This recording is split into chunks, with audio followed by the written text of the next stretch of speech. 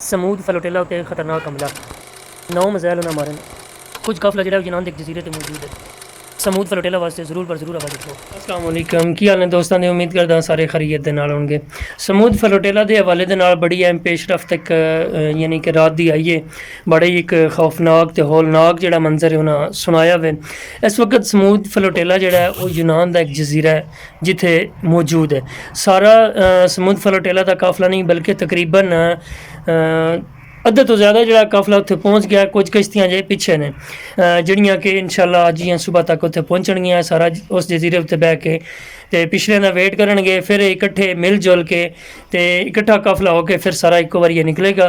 इत्थों जो निकलेगा फिर 3 तो 4 दिन का रस्ता है, फिर सीधा फलस्तीन जाके निकलेगा। इस तो अगे और रस्ते दे विच कोई इन्हां दा स्टॉप नहीं आवेगा। अच्छा, रात नूं की होया जनाब, वो जिहड़ा काफला उत्थे पहुंचिया है उहदे उत्ते तकरीबन 11 उन्हें दस्से ने 10 तो 11 ड्रोन जिहड़े ने वो सारी रात उत्ते जनाब फिरदे रहन।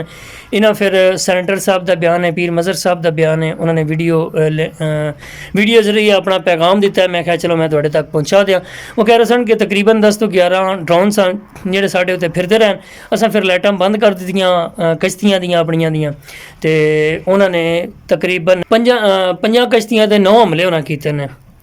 9 बंब सट्टे ने, 9 मिज़ाइल सट्टे ने। तो अलहमदुलिल्लाह अल्लाह के फजलो करम दे नाल जिहड़ी अवामुन नास है जिस टाइम आए ने ड्रोन उस टाइम वो थोड़ा जिहा इस तरीके का साइड जो हो गया अल्लाह कीता है तो बचत हो गई है।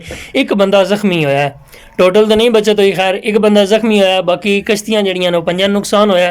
5 किश्तियाँ जड़ियाँ उन्होंने फिर दोबारा रिपेयर करना पवेगा। वो सारे मामलात होंगे, हो सकता पूरी किश्ती चेंज करनी पै जाए। बहरहाल फिलहाल की जी यानी कि खबर सी रात की मैं तुहाडे तक पहुँचाई है। समूद फलोटेला वास्ते सेंटर साहब का कहना है कि ज़रूर बर ज़रूर आवाज़ उठाओ, मुकाम बला तक ज़रूर पढ़ाओ कि साड़ी समूद फलोटेला की हिमायत करन, समूद फलोटेला हिफाजत देन, समूद फलोटेला ने तहफ़ुज़ फराम करन ताकि समूद फलोटेला बाहिफाजत अपने मंजिल मकसूद यानी कि गज़ा तक पहुँच सके और गज़ा वालियां इमदाद पहुँचा सके। इंशाअल्लाह नवी वीडियो नवी अपडेट लैके ज़रूर तुहाडे कोल फिर हाज़र होवांगे। अज वास्ते इजाज़त दो ते वीडियो लाइक शेयर कमेंट करना ना भुलिया जे।